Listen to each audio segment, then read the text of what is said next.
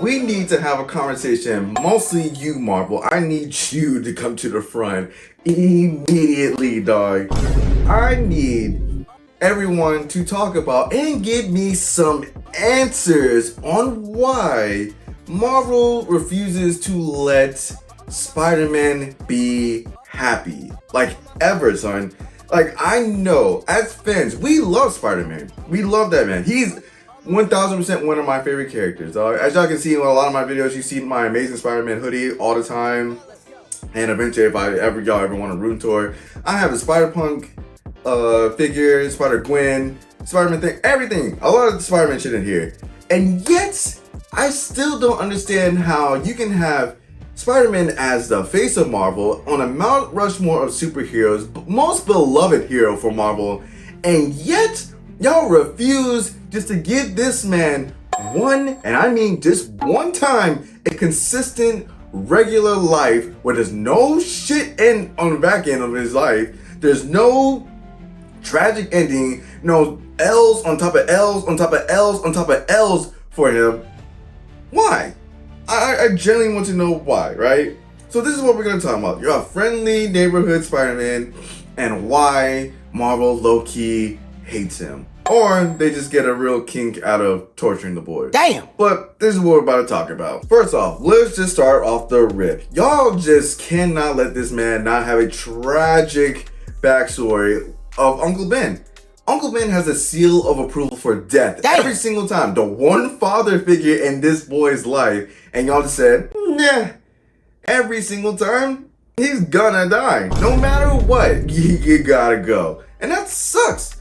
Like, he legit, every single time, no matter what version of Peter is, he's gotta go. Like, I don't know what it is with him and them having parental figures for Peter, but there's some way, somewhere, they're gonna find a way to make it as fucked as possible for Peter. In the most recent comics right now, with Spider-Man and Wolverine, he legit saw the video of Wolverine murking his parents. Bruh, leave him alone. Just leave him alone. My God. 2, you will have to hate this boy's love life. Let's just start with Gwen Stacy, right? Again, another seal of approval. I think Gwen or Felicia is probably the best love interest for Peter. I ain't gonna hold you. But the simple fact is, when they see Gwen, there's only gonna be one option. Or actually 2. 1, she's gotta die. Damn. I don't know why they just like thinking about it. They saw her, it was like, you know what? If we kill Uncle Ben on a consistent basis, and the one girl that low-key fits better, with him than MJ, yeah, we're gonna have to just smoke her too. Every single time. It sucks. Now, House of M, where Wanda said everything gotta go, all mutants gotta go, but somehow Gwen doesn't live? Dog, that's so messed up. Andrew Garfield's movie, he got told, do not mess with Gwen to protect her. Cool. Second movie, she said, all I know is I can handle myself. And he somewhat still was responsible for her death.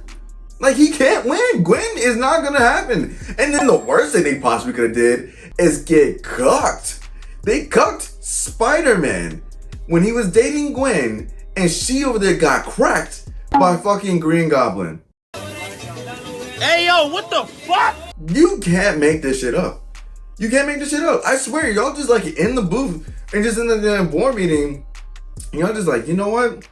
We gotta find ways to just like top ourselves with torturing this boy. He didn't do nothing to you. Jesus.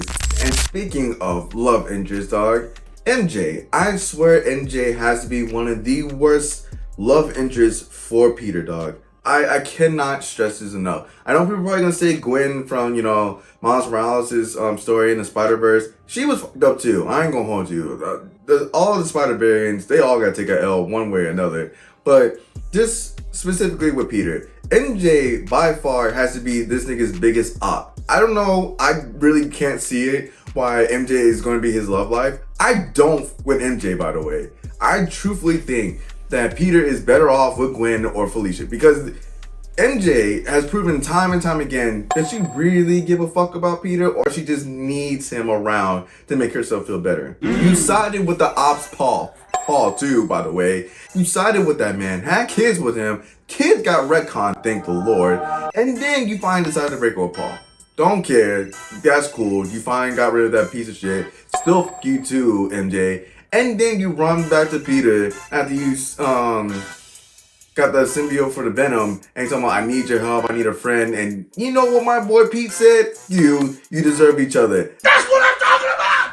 That's why he's the MVP! That's why he's the GOAT! The GOAT! That's what I'm talking about. That's exactly what I'm talking about. That's what I need more of. Him saying, hit the road, bitch, because I don't need you. Because every iteration of MJ, outside of probably like Zendaya's, she is doing this man dirty. You got with his best friend in the Tobey Maguire verse. I guess you left your fiance to get with Peter and still didn't end up with Peter in the end. I can't. I freaking can't. The Ultimate Universe, you got with Paul, bum. MJ's like a fucking ops. Like, whatever you think of that most toxic girl that gets with the sweet, kind-hearted boy, just think MJ. That's exactly all you gotta do is think of MJ. That shit blows my mind. And I know in the Ultimate Universe, one of the Ultimate Universe, he's married with MJ, he has his kid, and he's actually happy. That's one verse. Every other verse, there's some bullshit that goes on with that. When is it going to stop? The on again, off again, on again, off again with MJ alone. It's gotta fucking stop, bro. The L life, when it comes to this man's love life, makes no sense. And the boy pulls. That's what I'm not understanding. Why y'all just saying, nah, he can't fucking finish?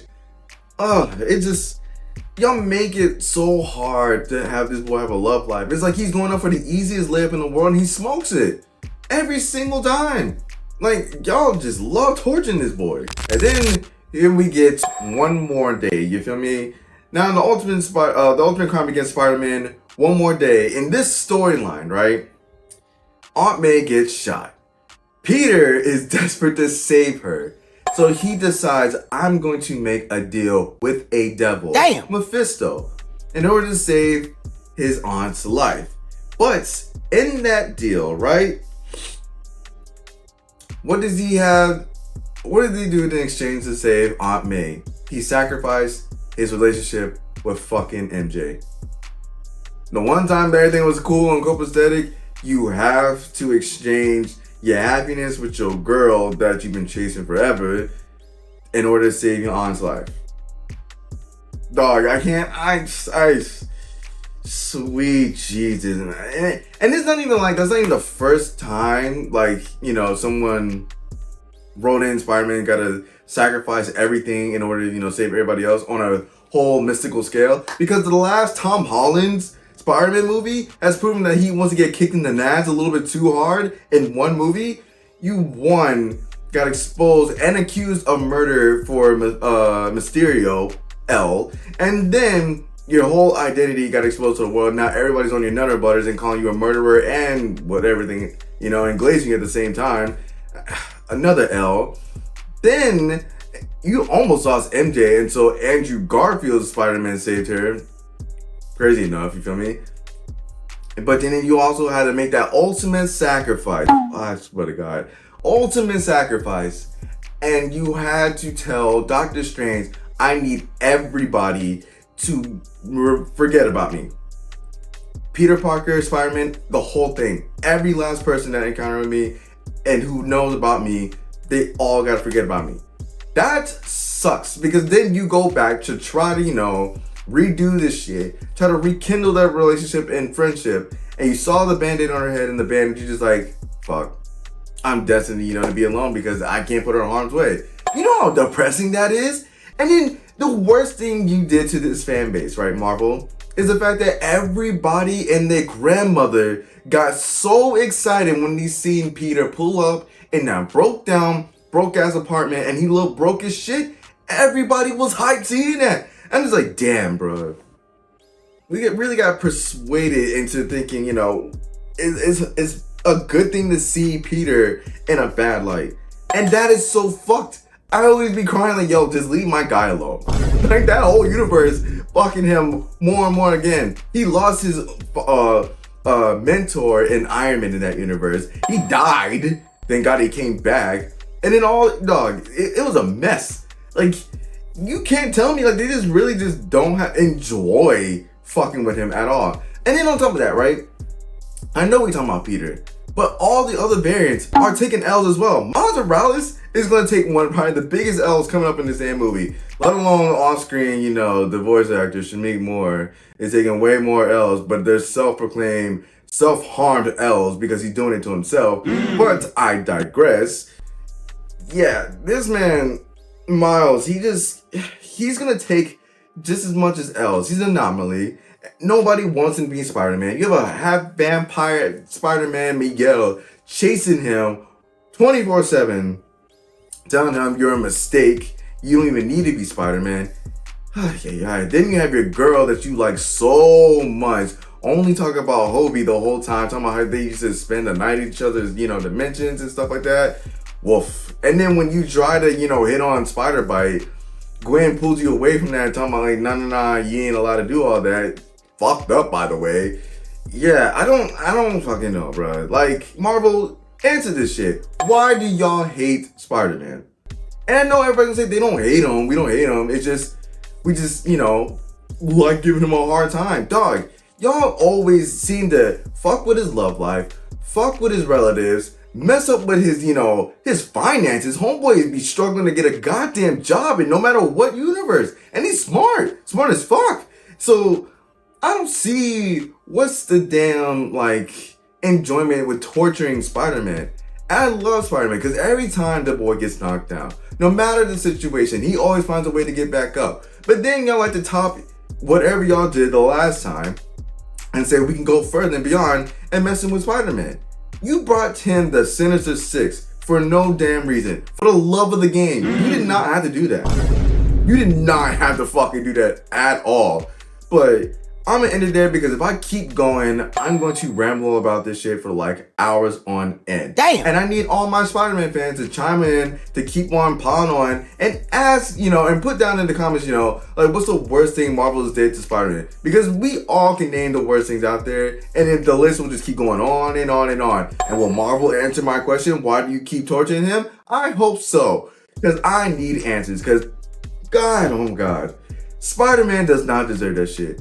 But if you enjoyed today's video, please leave a comment, subscribe, and share to everybody know. And put it down in the comments below. What's your favorite Spider-Man variant? And comment down below what's the worst thing Marvel has done to Spider-Man, whether that's in the MCU, the comics, or any other thing out there. Because I know I left out some of the shit out there that Marvel did to him. But again, I'm not trying to be here for 2 hours. You feel me? But make sure you like, comment, subscribe, and share to everybody you know. It's your boy Easy. Till next time, y'all.